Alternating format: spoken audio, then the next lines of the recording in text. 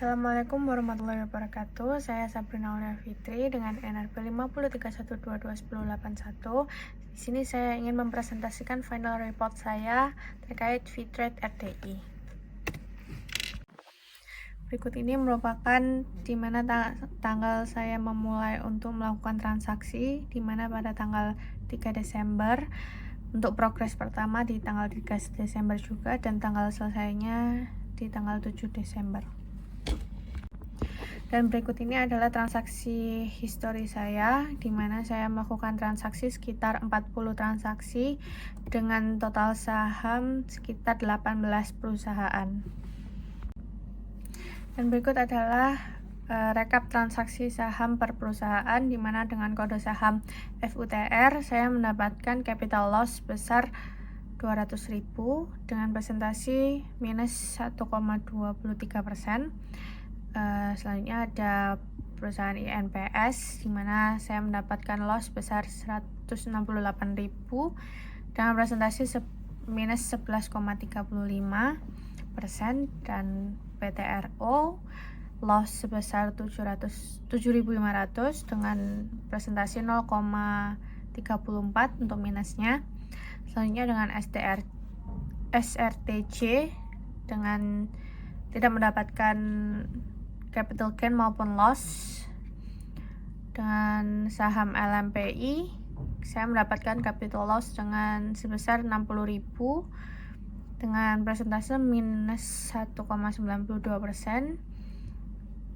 Dengan kode saham Baby saya mendapatkan capital loss sebesar 200.000 dengan presentase minus 10,58%. Kode saham TRON saya mendapatkan capital loss sebesar 20.000 dengan presentasi minus 1,50%. Untuk kode saham Fuji saya mendapatkan capital loss sebesar 1.080.000 dengan presentase minus 10,65%. Untuk INTD saya mendapatkan capital gain sebesar 180.000 dengan presentase 7,89%. Untuk SCMA saya mendapatkan capital gain 16.000 dengan presentase 5,97%. Untuk EMTK saya mendapatkan capital loss sebesar 50.000 dengan presentase 0,93%. Untuk BBCA saya mendapatkan capital gain 300.000 dengan presentase 1%. ASII capital gainnya 15.000 dengan presentase 1,48%. TLKM saya mendapatkan capital loss 20.000 minus 1,43%. UNTR sebesar capital gainnya 195.000 dengan presentase 2,38%. Argo capital loss 2.050.000 dengan presentase 17,75%. Polus loss sebesar 1 juta dan presentase minus 7,38%. Dan Gudang Garam sebesar capital gainnya 12.500 dengan presentase 0,19%. Dengan total capital gainnya sebesar minus 4.137.000 dengan presentase lossnya minus 4%, 4,07%. Dengan saldo awal 100 juta dan saldo akhirnya 95.863.000. Dan berikut adalah rekap transaksi saham, di mana dapat dilihat dari kode SCMA, BBCA, ASII, Telkom, UNTR, dan Gudang Garam itu belum dilakukan penjualan. Jadi untuk capital gain dan presentasenya itu merupakan perkiraan dengan asumsi harga jualnya merupakan harga terakhir di tanggal 7 Desember. Berikutnya ada analisis fundamental saham, di mana saya menganalisis 3 saham. Yang pertama ada Fuji, yang kedua ada Argo, yang ketiga ada INTD. Di mana di saham Fuji, di awal saya mencatat keuntungan sebesar 480.000, dan untuk transaksi selanjutnya saya mengalami kerugian yang signifikan sebesar 1.520.000. Hal ini menunjukkan adanya volatilitas yang tinggi pada pergerakan saham Fuji itu sendiri. Nah, perlu pengajian yang lebih lanjut pada pendapatan perusahaan, laba bersih, serta margin untuk memahami fluktuasi tersebut. Selain itu, diperlukan pengkajian prospek industri teknologi dan elektronik ini sendiri. Selanjutnya ada Argo, dimana saya juga mengalami kerugian yang cukup besar sebesar 2.050.000. Penurunan ini mencerminkan tekanan yang dihadapi perusahaan ini, baik internal maupun dinamika industrinya sendiri. Karena di industri tekstil ini cukup kompetitif. Evaluasi keuangannya menunjukkan arus kas dan rasio profitabilitasnya perlu ditinjau untuk mengidentifikasikan penyebab utama kerugian yang saya alami. Selain itu, kebijakan pemerintah terkait industri tekstil, ada insentif ekspor atau proteksi pasar lokal. Ini mempengaruhi kinerja Argo di masa depan. Penurunan saham yang signifikan ini memberikan peluang analisis apakah saham ini berada dalam kondisi undervalue yang berpotensi untuk pembalikan. Selanjutnya ada saham INTD, di mana saya mendapat keuntungan sebesar 180.000 dan performanya cukup stabil. Keuntungan ini mencerminkan efisiensi operasional dan kemampuan perusahaan itu sendiri untuk menghasilkan pendapatan yang konsisten. Evaluasinya terdapat di neraca keuangan yang menunjukkan stabilitas dan likuiditas yang solvabilitas, yang menjadikan INTD ini menjadi salah satu saham yang aman jika dibandingkan dengan dua saham yang saya beli sebelumnya. Kinerja INTD ini cukup stabil dan didukung oleh permintaan sektor yang relatif konstan, yang menjadikannya saham ini menarik untuk investasi jangka menengah hingga panjang. Faktor eksternalnya ada inflasi dan kebijakan pemerintah, ini juga bisa berdampak terhadap saham INTD ini sendiri. Sekian. Terima kasih. Selanjutnya ada analisis teknikal dari saham Fuji, di mana Fuji ini memiliki tren bullish yang tajam dengan lonjakan harga dari 200 ke 400. Untuk volume perdagangannya sangat besar dan indikasi akumulasinya kuat dari pelaku pasar. Selanjutnya ada fase koreksi yang cukup signifikan dari harga 400 ke 316. Hal ini diduga diakibatkan dari aksi profit taking. Volume pada masa ini tetap tinggi selama koreksi. Selanjutnya ada support dan resistance krisis, di mana support terdekatnya di 300 dan resisten terdekatnya di 350. Untuk level psikologisnya penting untuk terus dipantau. Selanjutnya ada skenario pergerakan potensial, di mana bertahan di atas 300, peluang reboundnya di 350, tembus supportnya di 300, dan resiko turun ke 260. Hal ini membutuhkan konfirmasi volume beli.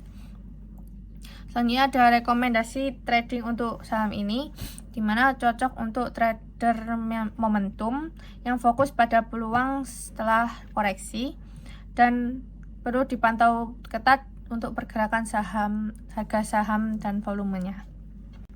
Dan selanjutnya ada analisis teknikal dari saham Argo, di mana kondisinya pada pasar saat ini berada di fase konsolidasi dengan volatilitas yang tinggi, pernah menyentuh di 1250 dan gagal untuk mempertahankan level tertingginya. Selanjutnya ada pergerakan harga terakhir, di mana terkoreksi mendekati 1000 dan penutupannya di level 1045. Untuk volumenya relatif rendah. Terus selanjutnya ada zona support dan resistennya. Supportnya berada di 1000, resisten kuncinya di 1100, dan area kritisnya untuk pergerakan selanjutnya. Selanjutnya ada skenario pergerakan potensial di mana mendekati 1000 dengan volume belinya peluang entry dan tembus di support 1000 dan resiko turunnya di 950. Hal ini perlu konfirmasi untuk kekuatan supportnya. Dan untuk strategi trading untuk saham ini cocok untuk trader yang spekulatif, fokus dengan area support dan resisten, lebih sesuai untuk jangka pendek, dan perlu pantauan terkait perubahan volume dan momentumnya. Selanjutnya ada analisis teknikal dari INTD, di mana karakteristik pergerakannya saat ini ada di volatilitas signifikan di beberapa minggu terakhir.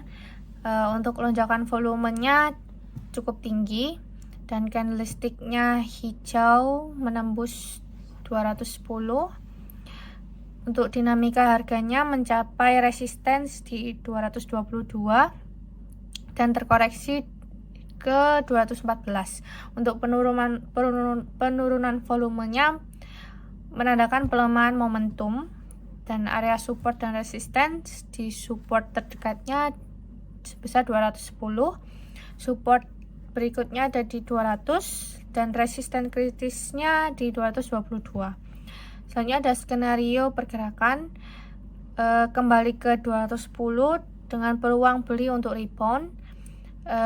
Supportnya tembus di 210 dengan resiko turunnya di 200, perlu menembus 222 untuk melanjutkan tren bullish. Dan untuk strategi tradingnya, saham ini cocok untuk trader jangka pendek.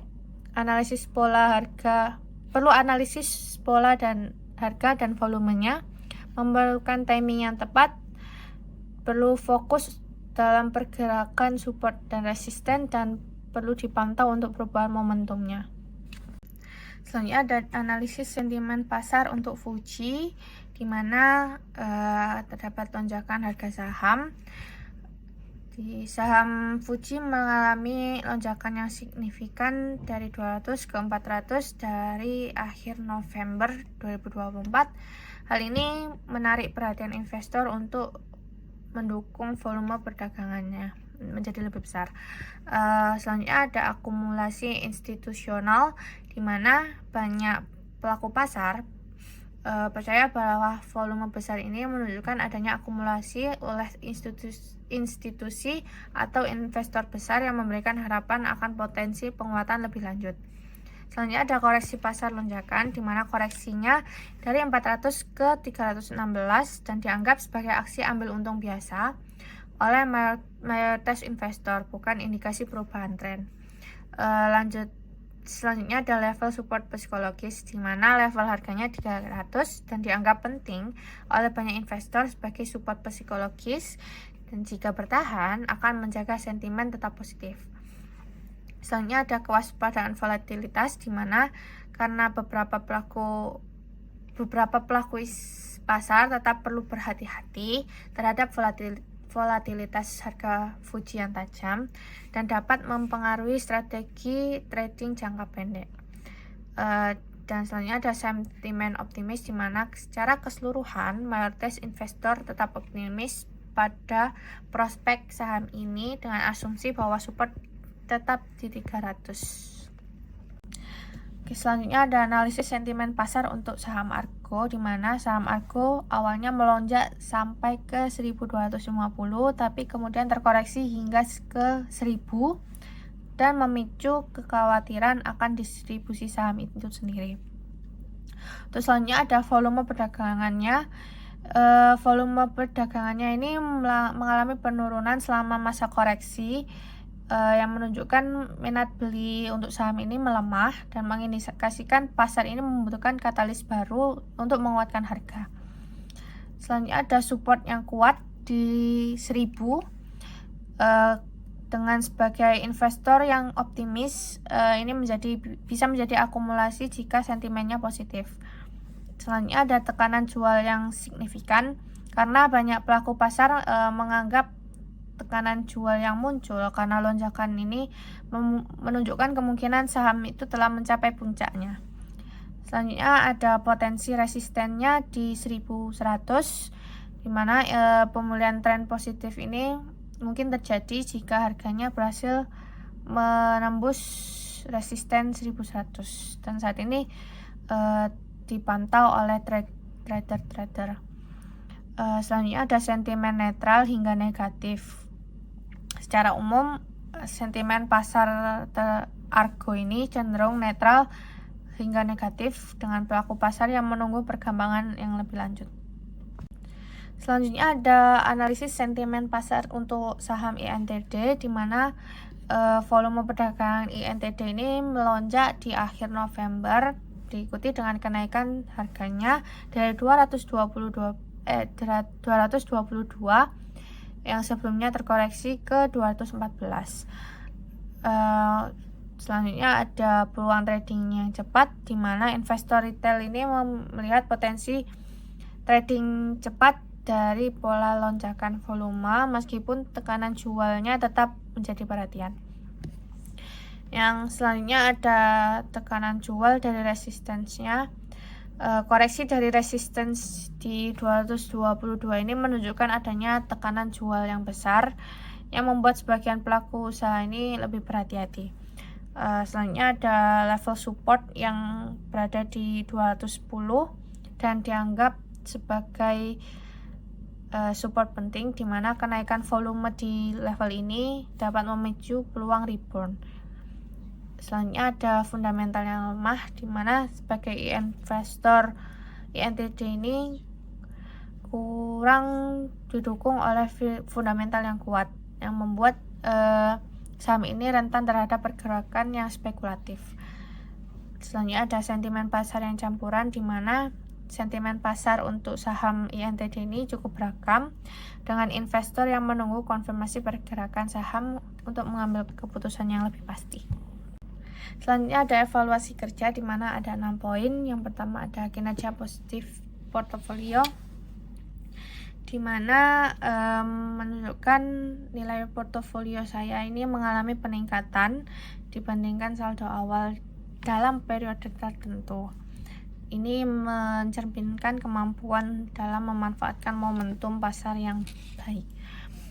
Selanjutnya ada strategi berbasis analisis teknikal, di mana salah satu kontribusi utama dalam pertumbuhan portofolio saya ini penerapan strategi pemilihan saham berbasis analisis teknikal yang solid, seperti pada saham Fuji yang memanfaatkan tren bullish meskipun disertai volatilitas yang tinggi.